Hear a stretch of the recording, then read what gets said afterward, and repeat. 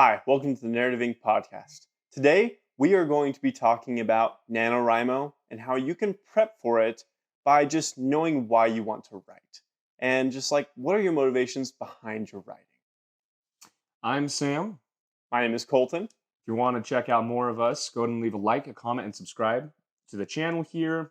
We'd love to see your comments in the comment section so we can interact with you, grow the community, grow the audience.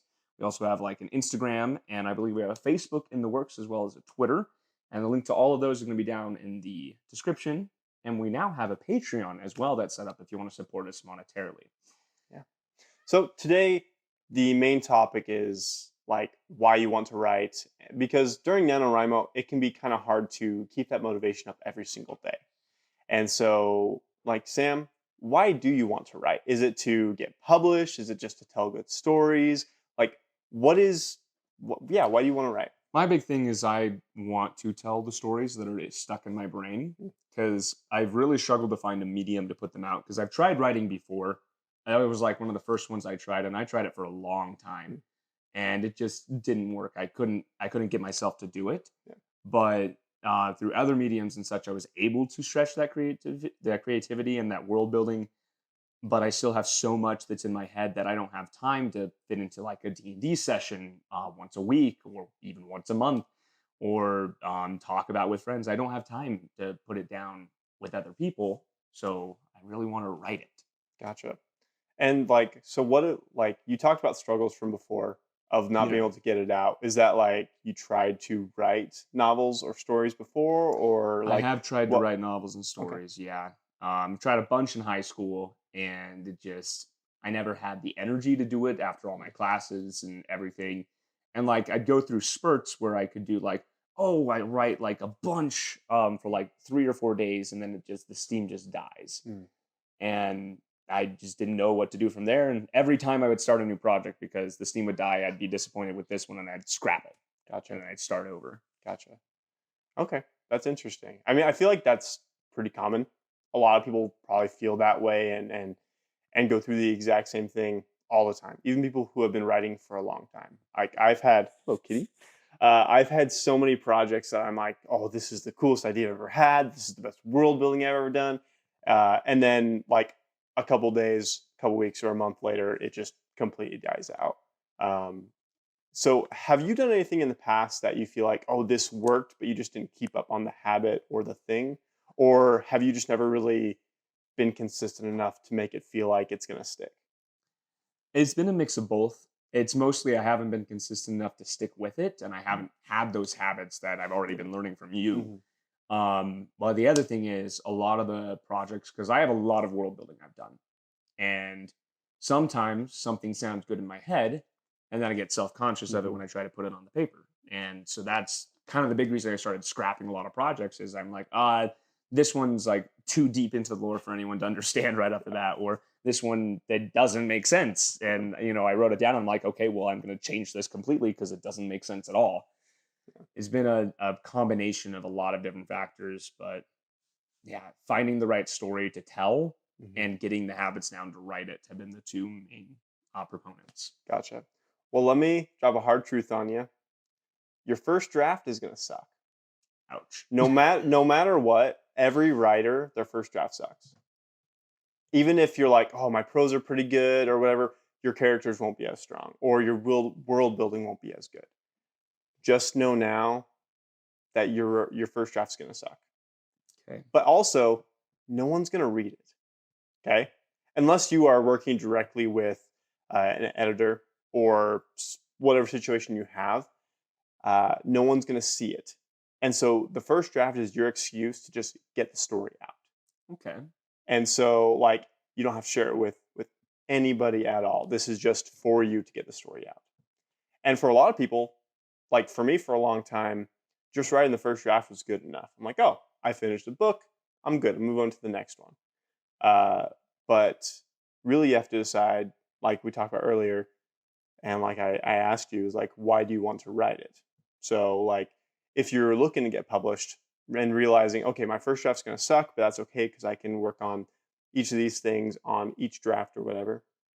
But if you realize, okay, I just really want to get the story out, then that's good enough. For me, I want to give great stories to people. I want people to feel those emotions and have those instances of like, oh my gosh, or like, oh, this foreshadowing thing, it finally clicks, or whatever it may be. That's why I want to write. That's why I love stories.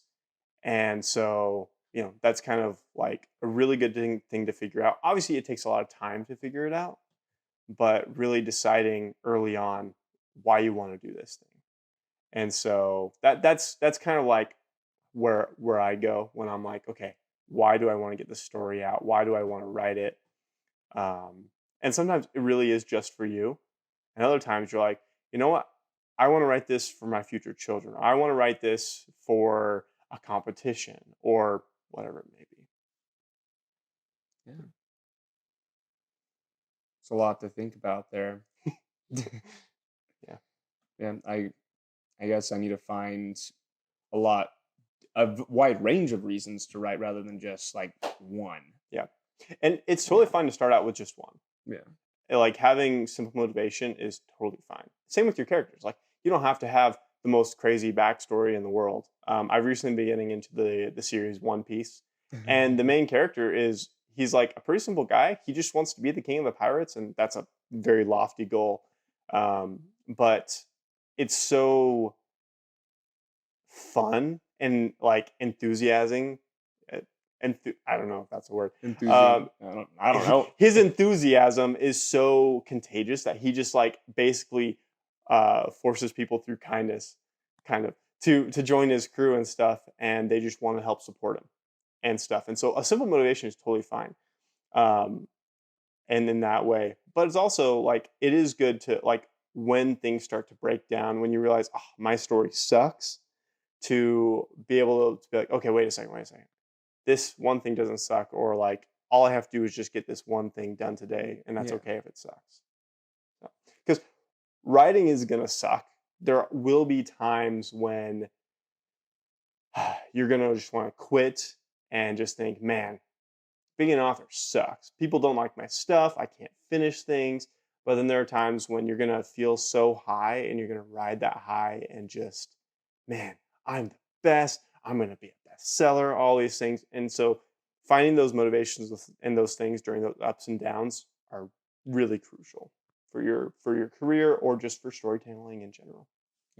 I've never really struggled to write when I'm on those Hmm. highs. Yeah. So I get that. I don't think anyone really Yeah. would, because when you're, up there in your motivation and your emotions, you're gonna want to put the work in. Yeah. And a lot of the tips that you've, you know, already been teaching me over the past couple episodes and through the rest of your channel, really let me focus on what to do when I'm down Yeah. and not wanting to write. And so, yeah, just hearing that and trying to just take one more step at a time, just the next little bit. Yeah. Really, it's like piece by piece. Yeah. Um, like you can't plot a whole story in a day. Well, you could, but it's very difficult. But you can plot like, okay, this is where I want the characters to be, or like I mentioned with you the other day, is Yeah. like start with the end in mind and then work backwards. Yeah. That's what I like to do because then I kind of get an idea. Of course, depending on the type of writer that you are, that may or may not work. Maybe you are just like an improviser or a pantser or a gardener, some people call it, where you start one place and then you just see where it goes. Um, but even if you are that type of person, knowing where the end is good because then Yeah. you can kind of subconsciously map it out. You're Yeah. like, oh Drive yeah, in the direction of the end yeah, we want. That way. Yeah. yeah, exactly. So in your experience, as we're coming up to November in about a week, Yeah. how well by this time this episode goes out, it'll be like just in like 4 or 5 days. Yeah. Um, what do you think is going to be the hardest thing for you to do in terms of like NaNoWriMo and just keeping that daily motivation to write every day? Not necessarily hit the goal every day Yeah. because lives are busy, but just to sit down and write every day.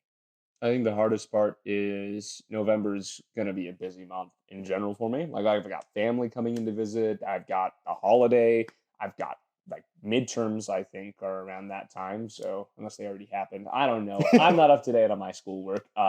So there's that too. But it's just there's a lot going on, and this is something I really want to actually put my effort into. And so it'll be fun, a fun balancing game the entire month of November. Yeah.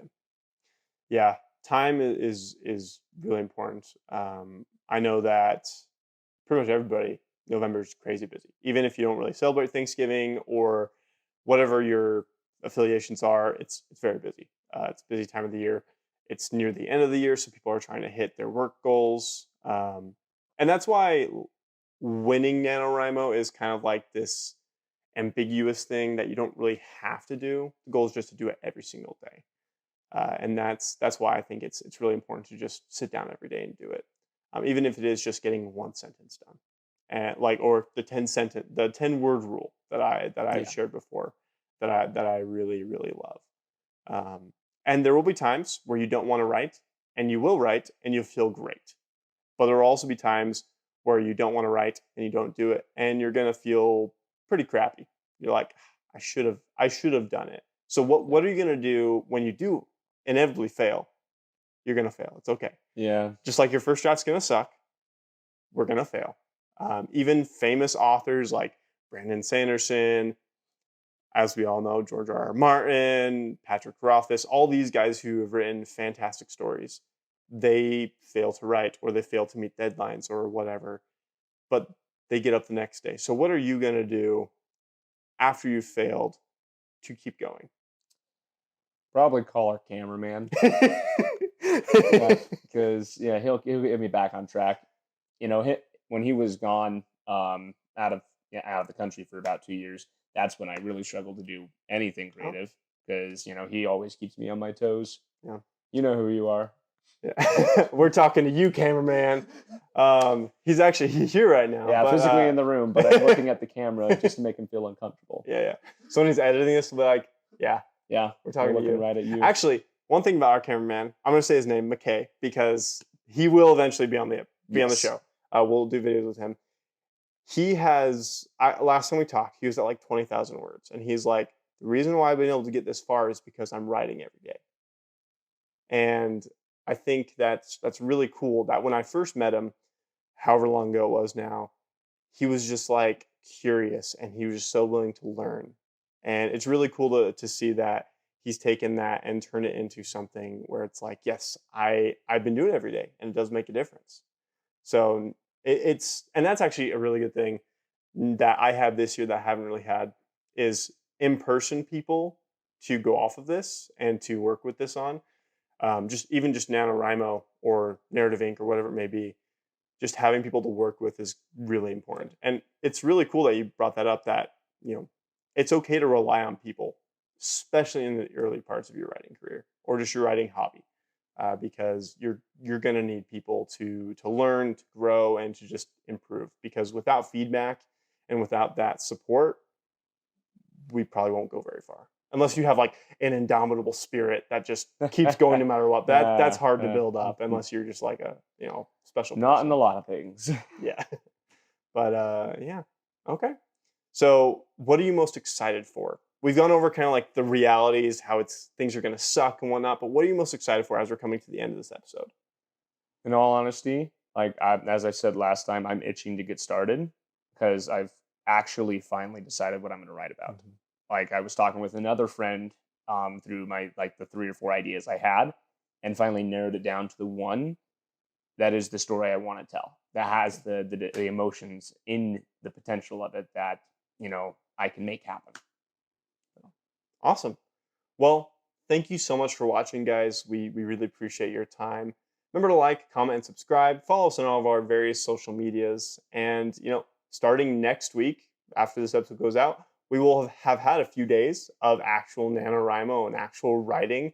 And so we'll be able to catch up with Sam and Yeah, myself and maybe even McKay to see how NaNoWriMo or how your writing projects are going. So yeah. Thank you so yeah, much, Sam, for sharing your thoughts and being vulnerable with your writing and everything. and thank you, Colton, for giving me the advice that I need to get this going. And yeah, we got the fire burning. Okay. Thank you guys. Have a great day.